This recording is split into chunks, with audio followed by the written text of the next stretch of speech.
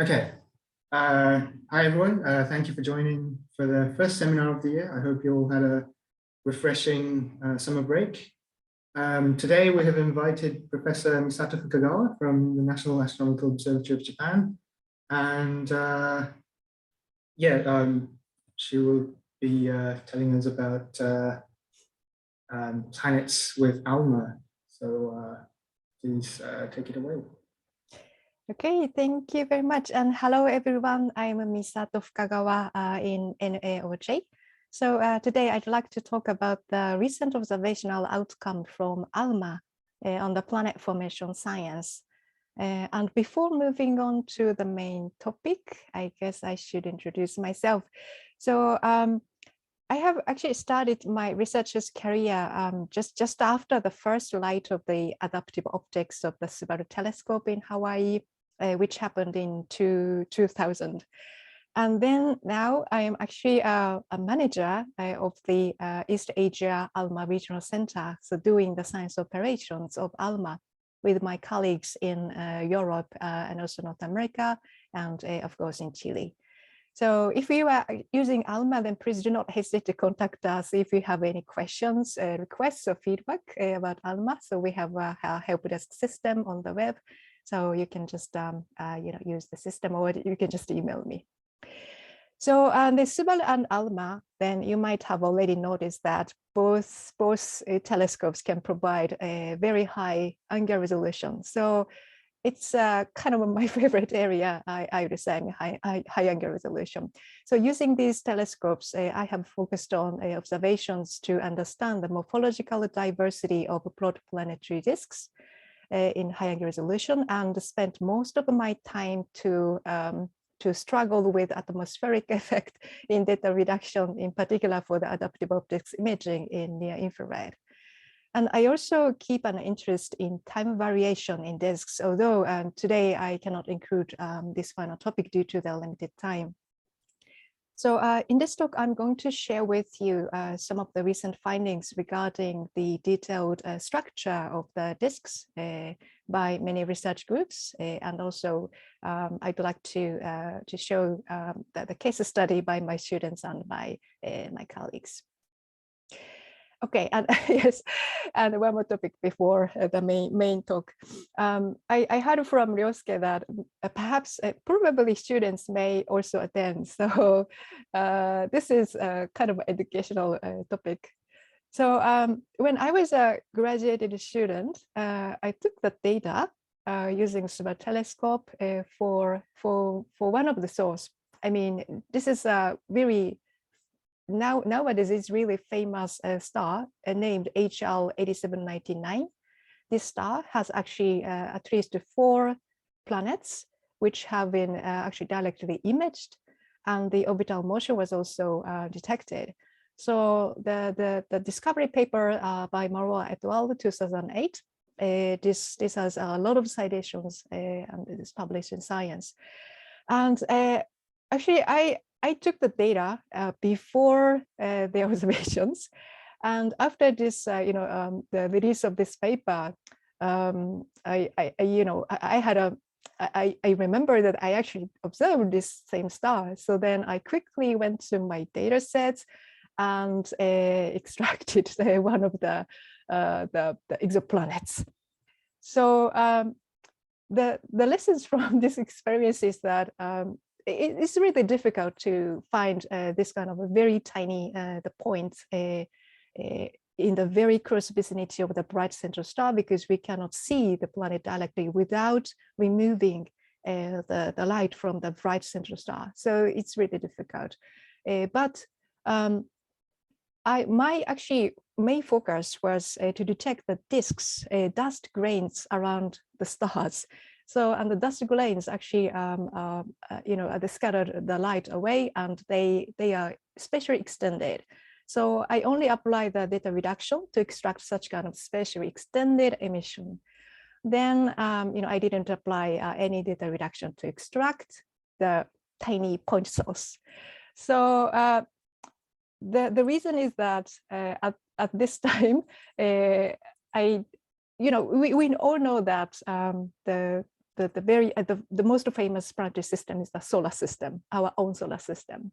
And solar system has roughly the size of 30 AU, I mean, up to the Neptune. So it's kind of small compared to this kind of system. So you can see the white bar here showing the 30 AU scale. And based on this brightness, the planet has it's much heavier than the Jupiter. So this is quite different from the solar system. But in my head, the planetary system was a solar system. So the message here is that we should recognize that we are always biased by the knowledge so far. And but on the other hand, the data can contain a lot of unexpected information, and sometimes lead to the the epoch-making discovery like this. Okay, so in any case, let's move on to the main topic. All right, so I'm working on the planet formation science. So long-standing central question is, how do planetary systems form and evolve? And of course, researchers have a lot of detailed version of the questions. For example, what brings about the diversity of planets and the planetary systems? Or what is the critical factor in forming our Earth and the solar system? But in general, generally speaking, there are two really important things to understand the planet formation and evolution. And one is the formation itself. And then another one is migration. Migration is the change of the planet's orbit. So if we can fully understand these 2 points, then we can say that, okay, so we finally understand how to form planetary systems. Okay. So yes, and to understand this formation and migration, and in particular for migration, we actually needed to also understand the interaction between the planet and the disk. Disk is the birthplace of the planets, and as well as the mutual interaction with other planets. It's a really dynamic process.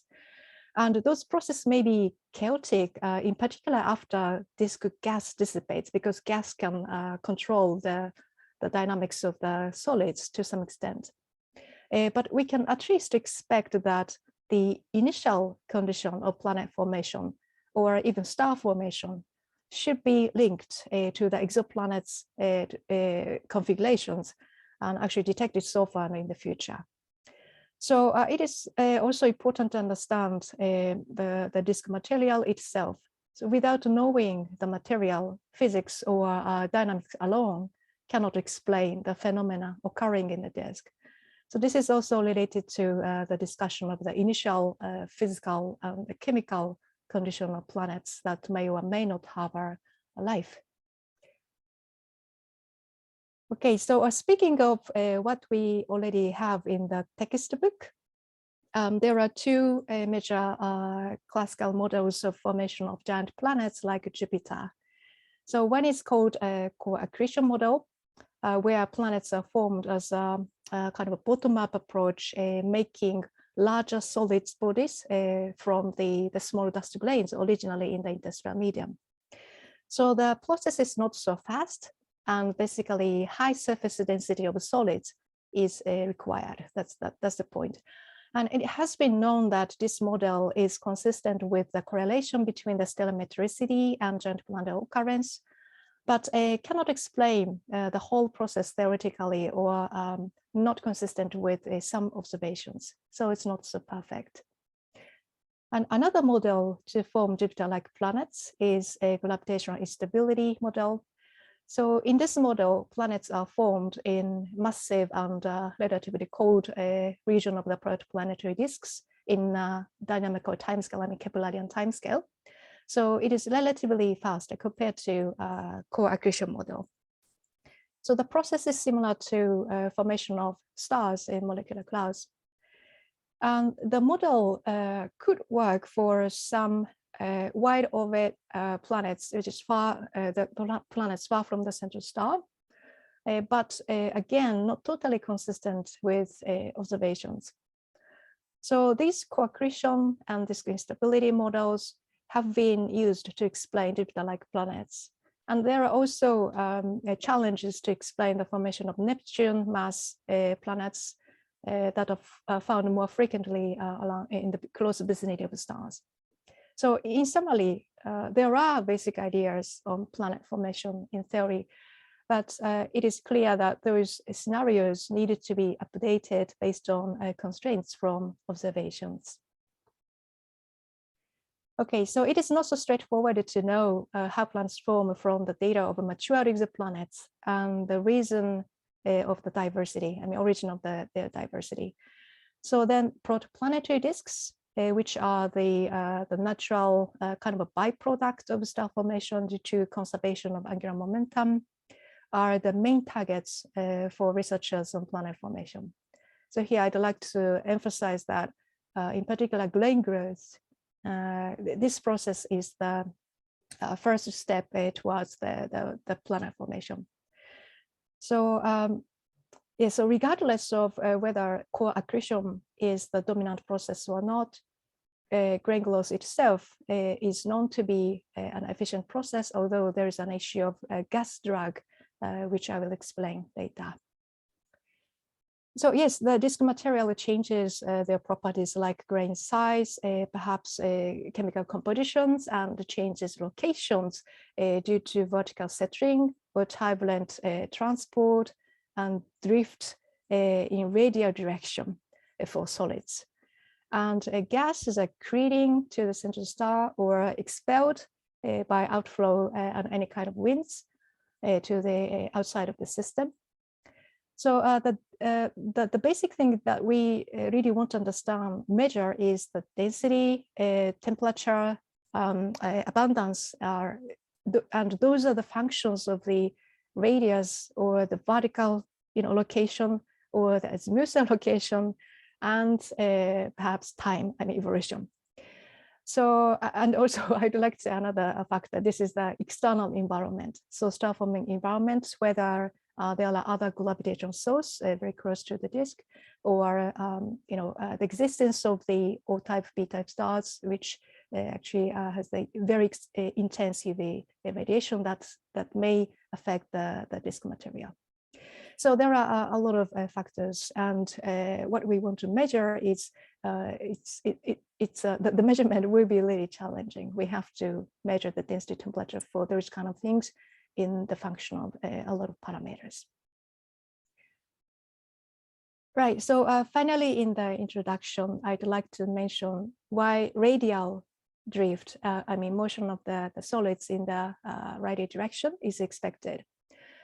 So here is the cartoon for a disk consisting of gas and dust. And dust grains are solids, and they are rotating around the central star in a Keplerian velocity. But for the gas particles, they also, they again feel gravity and centrifugal force, but in addition, they also feel the pressure support. And that's why the velocity of gas is different from dust. And in a uniform smooth disk, gas velocity is slightly lower than the Keplerian. So then the dust particle feels headwinds, drag force, then falling into the central star by losing angular momentum. So the degree of gas drag depends on the grain size, actually. So small grains moves with gas. They can well couple with gas. It's a matter of the relative relation between the surface area and also mass. And larger bodies, on the other hand, can move independent of gas. But the medium-sized solids, for example, meter-sized bodies, can fall to the star very quickly, quicker than the planet formation timescale.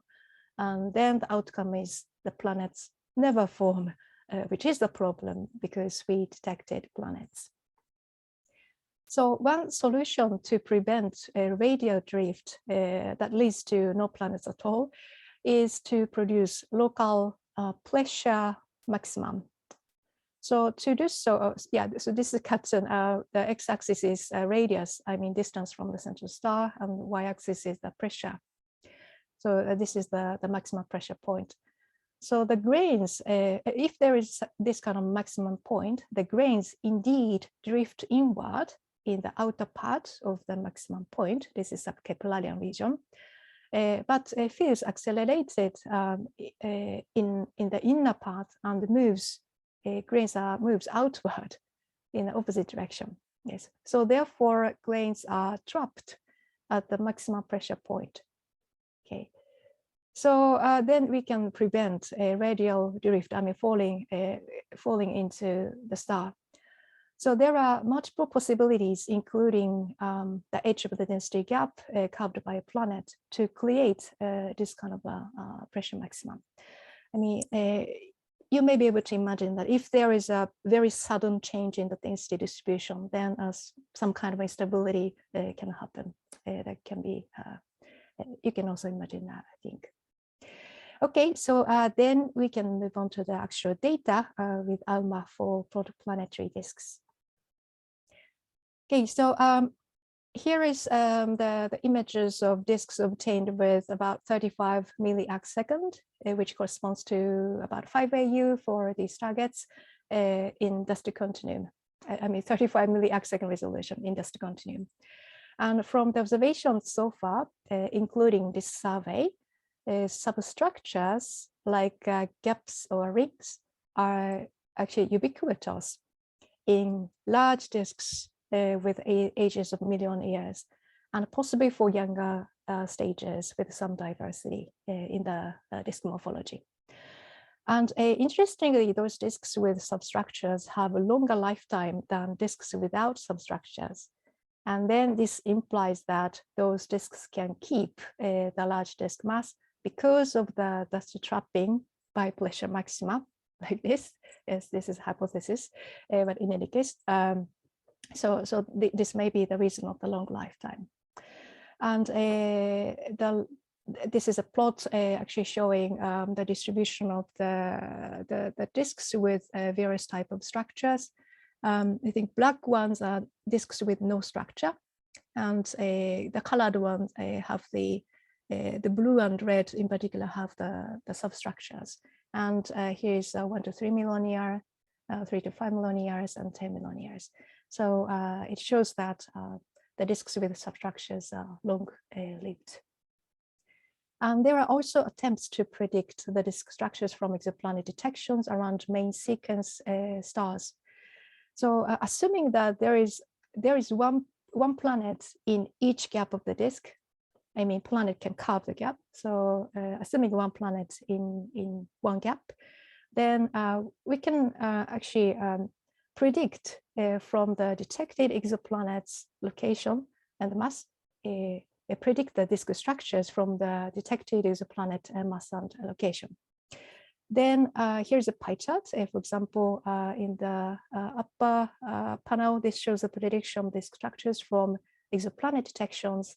And for example, you can see 1.5 solar mass stars. Then you can see red. Red one is the predicted ones, assuming the more than one Jupiter mass planet. And the bottom panel is the actual disk observations. So you can see the red one.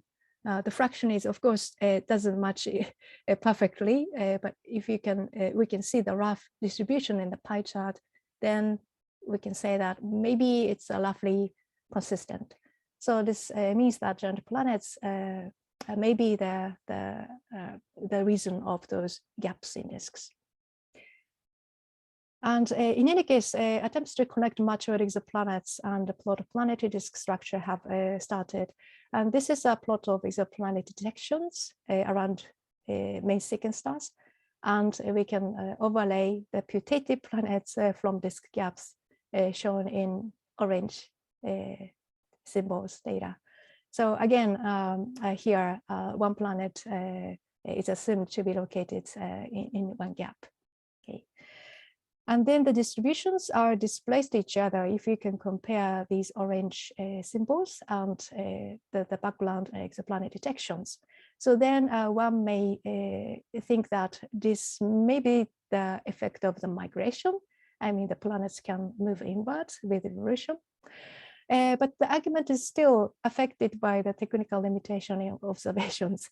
Unfortunately, in the exoplanet detection side, we can see the blank, but those area is produced because of the technical limitation. So on the detection of a matured exoplanet side, it will be needed to fill these regions that cannot be probed with the current generation instruments in the future to get the complete sensors of the exoplanet.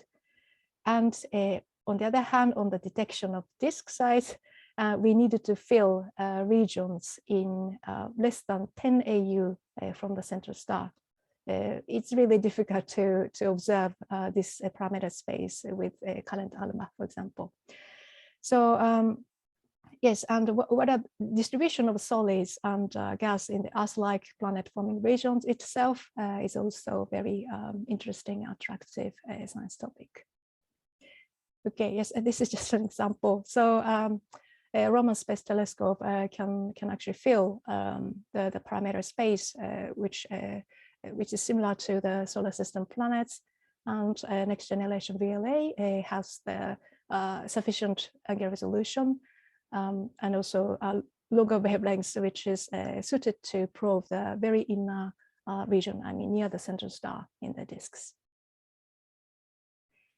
So one noticed that probing inner region is becoming more and more important for the future. So it is usual that observers focus on very bright and perhaps very large objects that can easily be detected and resolved in the early stage of the, for example, ALMA. So, however, the survey in star-forming regions show that the majority can be smooth and compact disks without substructures.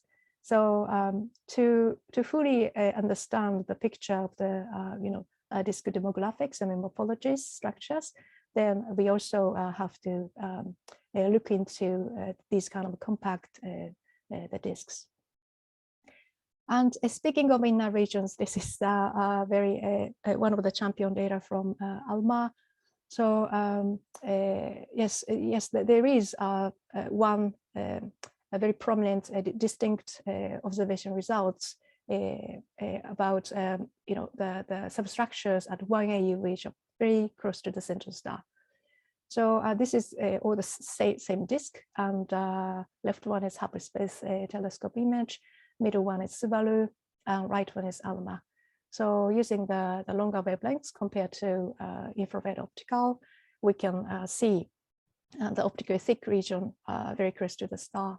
Then using ALMA's high resolution, the gap in size scale similar to 1 AU was spatially resolved. But this star is really unique. This is uniquely nearby to us. So normally young stellar objects, star-forming regions, is located 140 parsec is the nearest distance from us. So it's not so easy. So then ALMA already has the future kind of idea plan of the development. So we actually want to extend the antenna baseline by at least a factor of 2. So then we will get the higher angular resolution by a factor 2.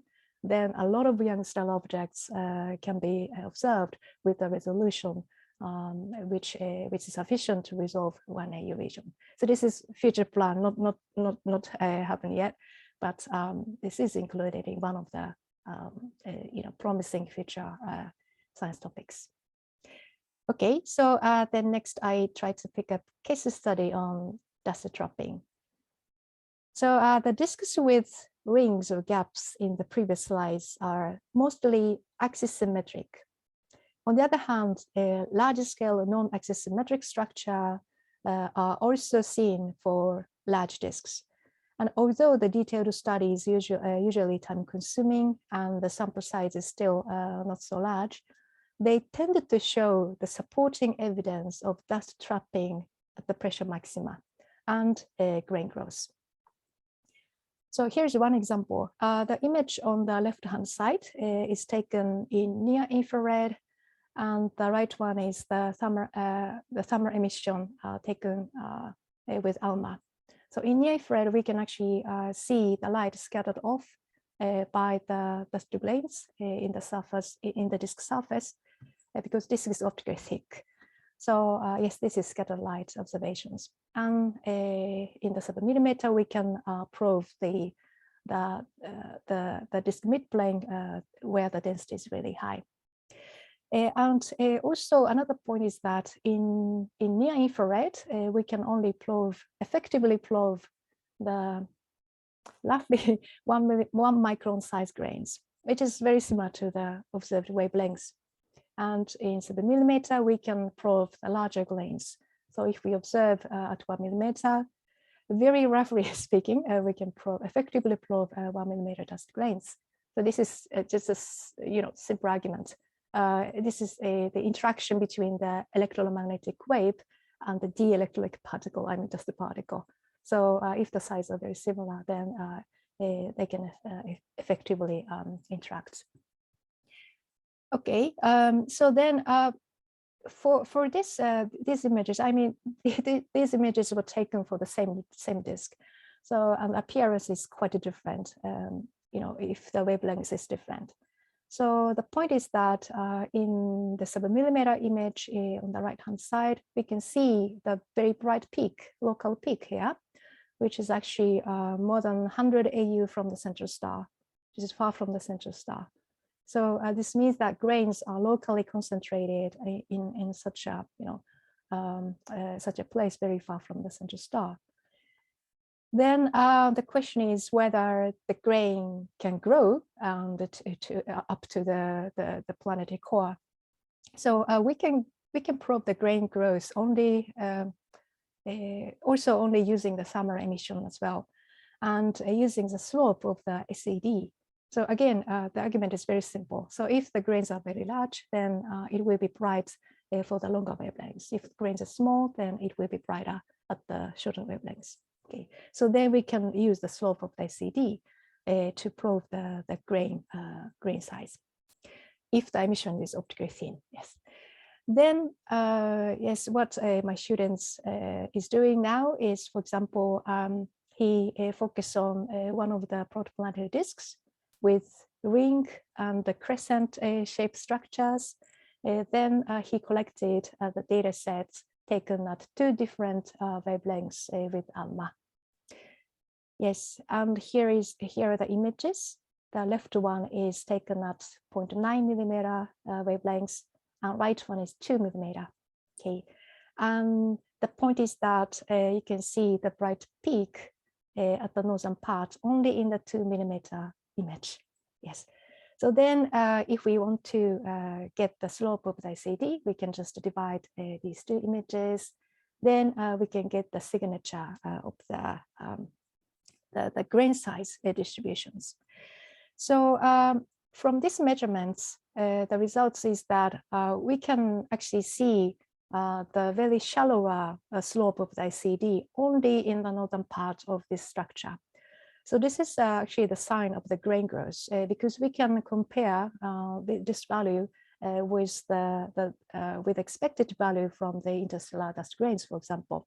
Then it clearly shows that the dust grains here should be larger compared to the interstellar medium. Yes, and then we added the VLA data at 7 millimeter, I mean, even longer wavelengths. It shows with contour, not image, sorry, it's just the contour.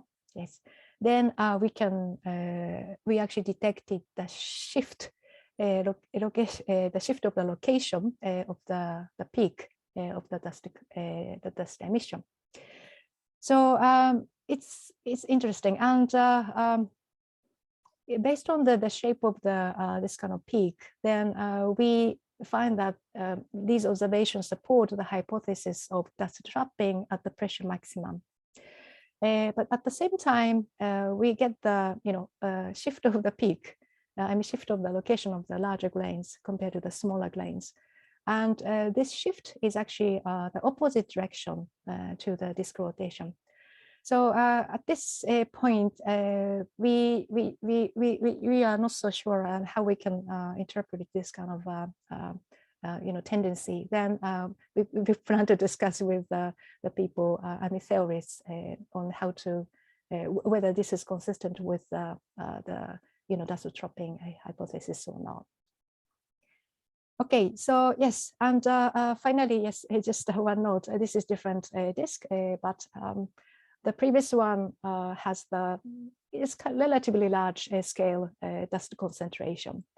But recently, other researchers also discovered a very small region of the dust concentration with a size of 4 AU times 10 AU. Very small.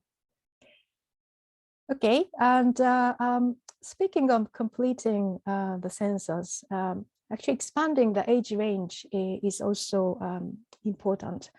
And I think that most of you have already known about the discovery of the multiple gaps in the HL Pauli disk with ALMA. So this is the movie for the general public, but this is the image with HST. So yes, this source has a lot of nebulosity here, but at the central part, if we zoom in, then ALMA detected this kind of a protoplanetary disk. So this object was picked up because this was known as a very bright objects. That's the simple reason, and was used for the test observations for the long baseline of ALMA. I mean, to achieve the highest resolution of ALMA. And the results were very surprising. And of course, the series of gaps, the substructures, are also surprising. But more surprising was that these substructures was found for the younger disks than the disks that we have extensively observed so far. I mean, this is very young. So then we have to change our mind, and we have to think about the starting point of the planet formation, which may be much earlier than we expect. So I talked about, for example, co-accretion model, but the starting point of the theory is it's much later than this HL Pauli stage in theory, yes. Okay, and speaking of younger stages or influenced by the star formation is really dynamical process. And in reality, maybe we have to think about the impact from the adjacent other gravitational sources. Let's see. I want to start the animation. Yes, and I was looking for the simulation of the star formation, and I accidentally encountered Professor Price's simulation. So Daniel, I took this movie from your homepage. Sorry. Yes, but the point is that yes, stars are formed in a cluster. I mean, it's not formed in a very isolated situation. So then there are a lot of gravitational sources around one disk, which may affect the initial size or initial mass of the disks. So yes, it's really dynamical.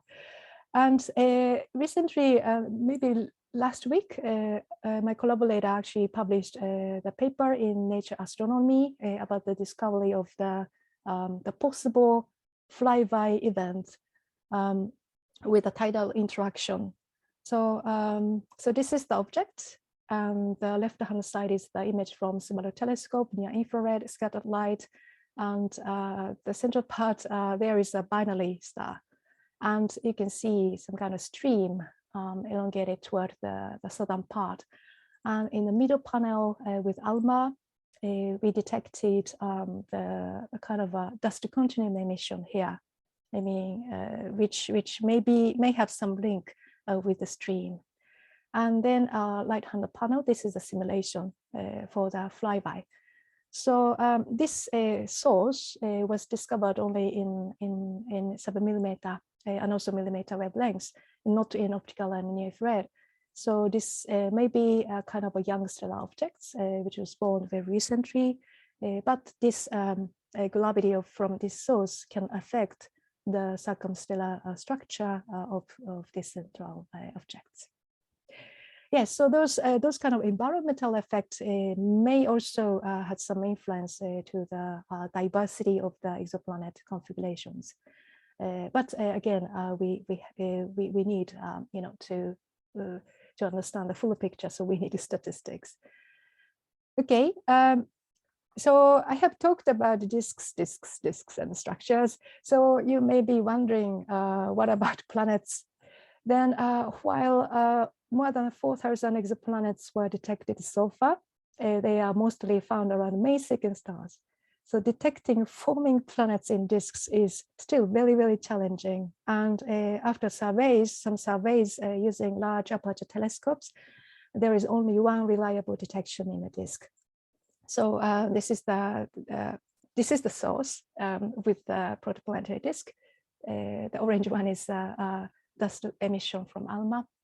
And there are two planet candidates here detected in near infrared and also optical IMH alpha. And a right-hand side panel shows the detection of the circumplanetary dust grains from one of the planets. Okay, so yes, it's not so easy, but understanding circumplanetary disks can actually lead to, for example, satellite formation and also planet growth itself. So it's really important. So then in the future, higher continuum sensitivity at higher angular resolution will be important, and also optical near-infrared spectroscopy with high contrast to detect gas accretion onto the protoplanets. So those kind of capabilities will be desired. Yes, so the detection limit at this moment for protoplanets is still about 3 to 10 Jupiter mass, which may not be sufficient to detect a lot of planets. Yes, so this came from VLT, and similar detection limits were also obtained with the Subaru as well. Okay, so yes, difficult, then should we give up now and wait for the next generation telescopes? Maybe answer, maybe no. So this is the great results from Christoph. So detection of the kinks in the velocity, the structure of the disks.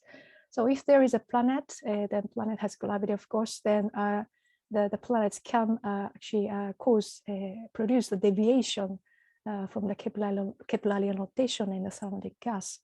So, and this feature can be detected in the channel maps. And Christoph and your collaborator detected 8 kinks in 8 out of 18 disks in this one paper. And the very, very interesting thing is that in all 8 disks, the candidate planets lie within the continuum dust gap. So this actually implies that there is a very high probability that giant planets can indeed the reason of the gap in disks. Okay. Yes, and alternative, yes, the new approach, which may be kind of a good alternative to the direct imaging in near infrared, is finding a gas velocity deviation from the Keplerian rotation due to planets. But the data sets suitable for planet hunting were obtained only for a few bright targets so far, and high velocity resolution is always important. So then to detect these kind of features, then there is a ALMA large program. This is a new one, although it's ongoing, already started. And the PI is Richard Teague, and Christoph and myself are co-I. And they kindly invited me to this very interesting project. So I really appreciate that, and I'm really excited about that. And in this data sets, velocity resolution is really high, 26 meter per second, and spatial resolution is also high, 0.1 arc second. Okay, so the observations are ongoing, so please stay tuned. And in addition to detect the planets, what we are doing is measuring the gas velocity in detail. So then this kind of data sets will have the scientific significance, I think, is value. So for example, degree of turbulence is also the central topic when we discuss about the formation of the disk structure or migration of the planets or migration of the structure itself, and also winds accretion stream, etc. So those detailed measurements is also very important to understand the disk conditions. Yes, and right, so maybe that's, yes, this is the final stage, yes. So in Monash, Christoph and Daniel, and also perhaps postdoc students may be working with a ALMA large program. So we really hope that we can work together and to lead the great scientific results. So yeah, so that's it. Just I can take questions.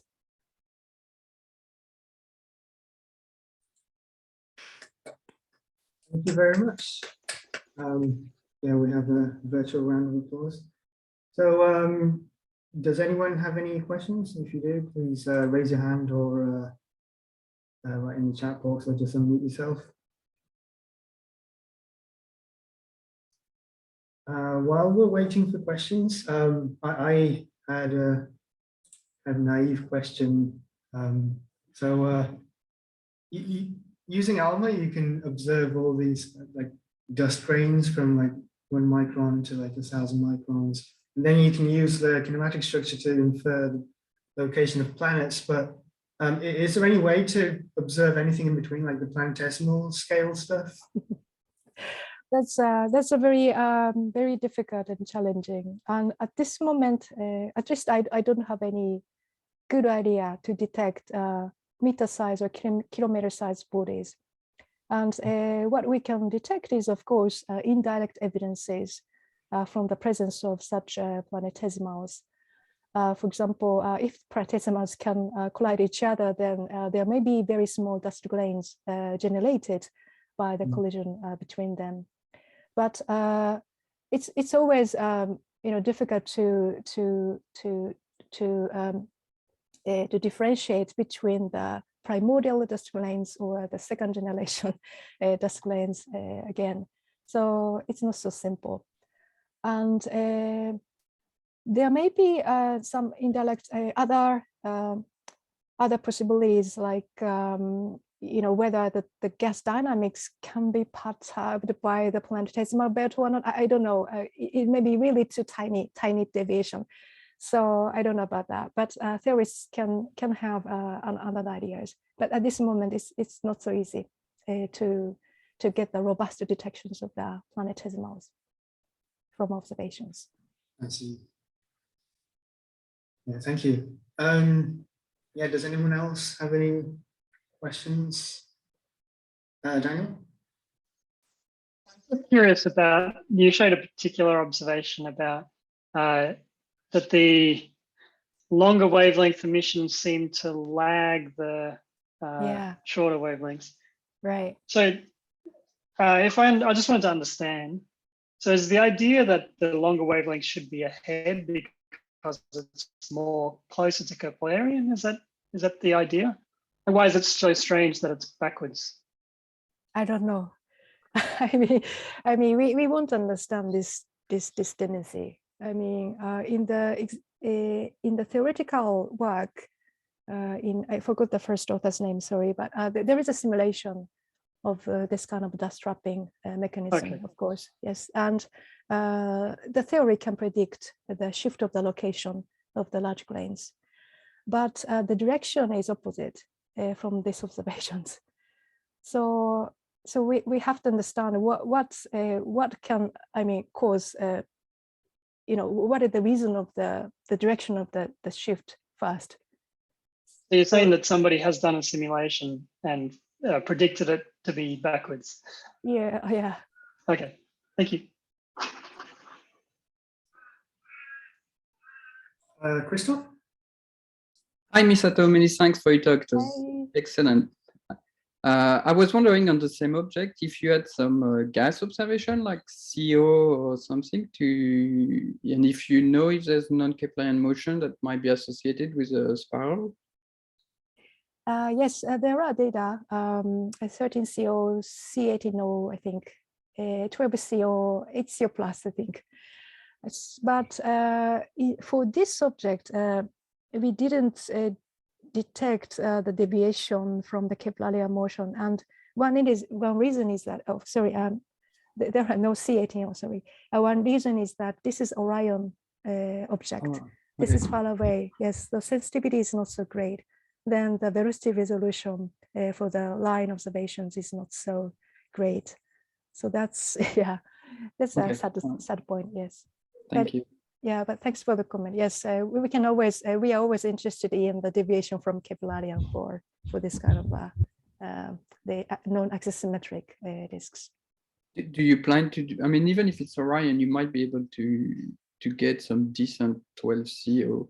Do you plan to do a follow-up or something in the next ALMA cycle?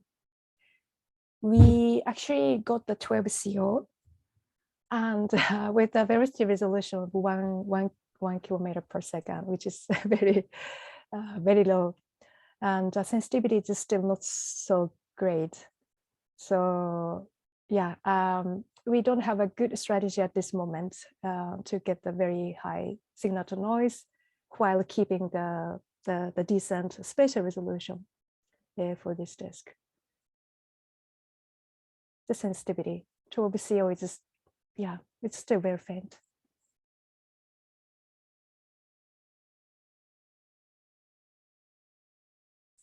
Okay. Are there any questions from students?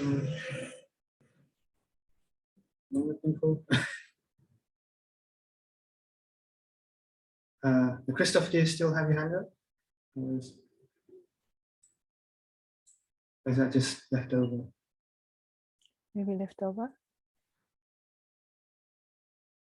Yeah, so I had another question actually. So you had this slide about the flybys, and yeah, you had like one observed case of a possible flyby, but how much of these do you expect happen? Like, so does this process produce lots of like rogue planets, and if these flybys occur frequently? yeah, that's a good point. I mean, we basically think that the flyby should be a relatively, I mean, it shouldn't be a rare phenomena, although it's rare to detect them.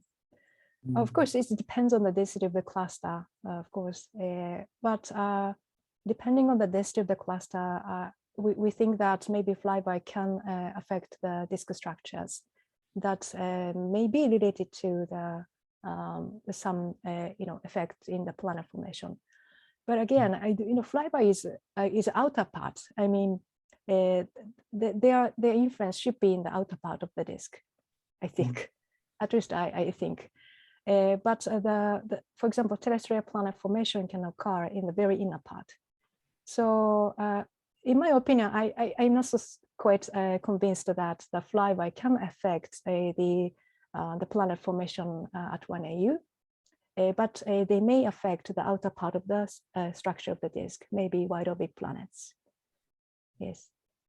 Yeah, I was wondering because so one of our colleagues, I'm not sure who's online today, but he has a paper saying, so there's this problem of like the grain growth problem. I don't know what it's called, but like it's hard to like jump across this size from like planetesimal size to yeah, that's right, due to the gas drag.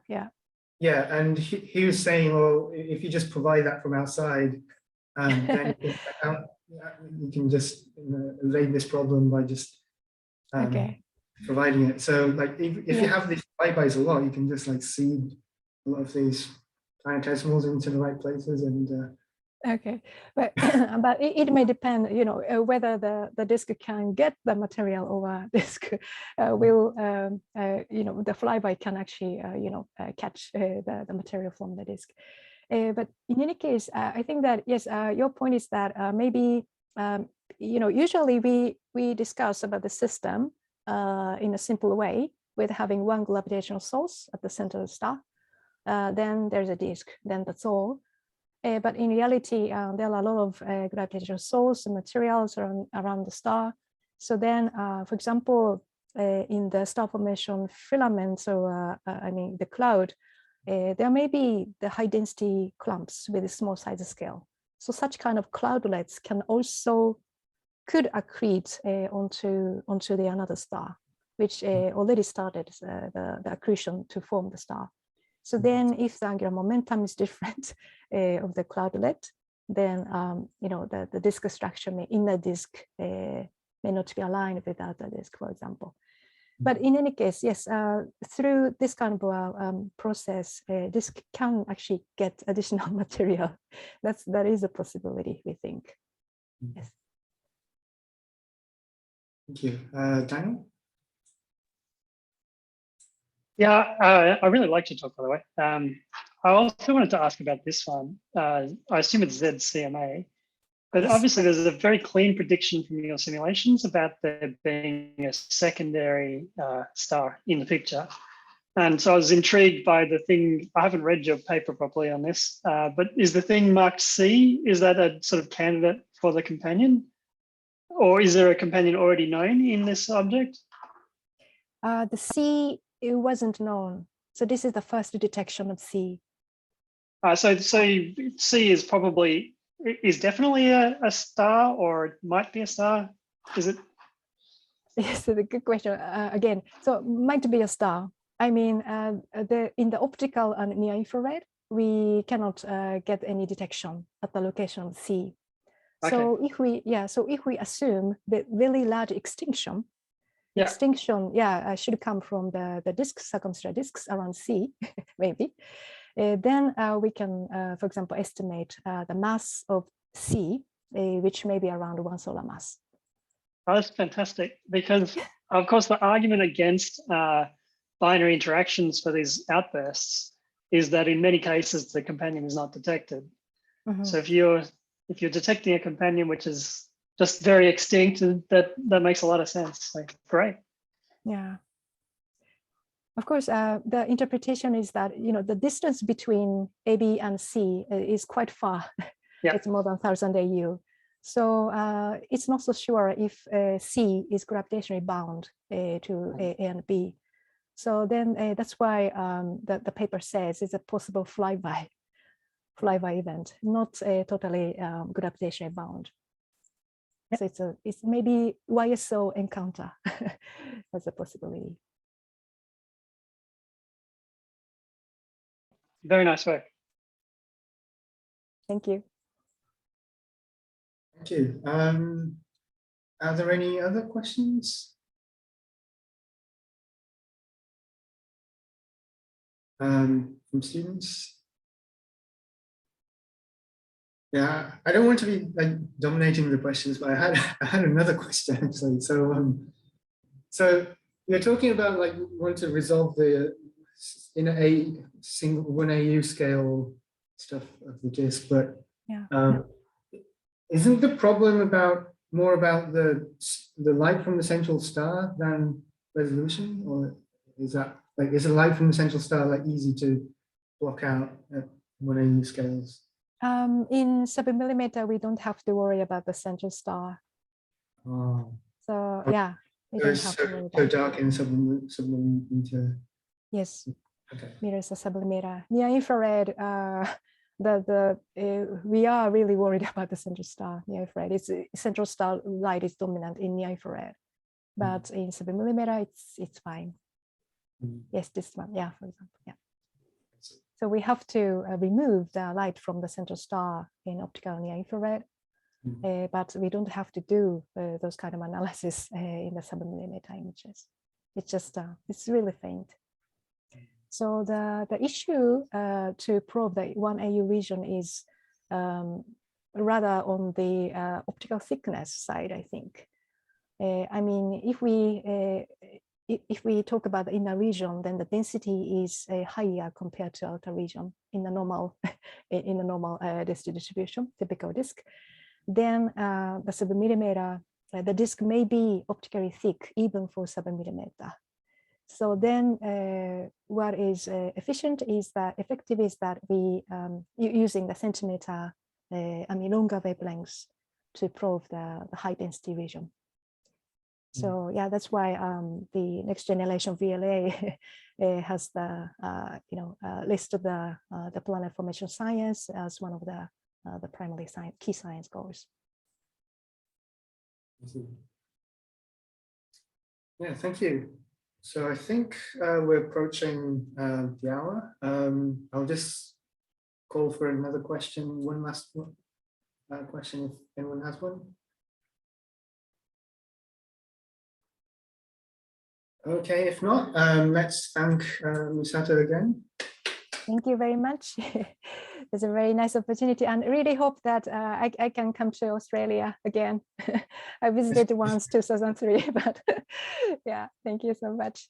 Yeah, we're always welcome. And yeah, thank you very much for this exciting talk. Thank you. All right, so thank you very much. Have a Thank good day. you. Thank you. Thank you. Bye-bye. Great talk. Thank you. Bye-bye.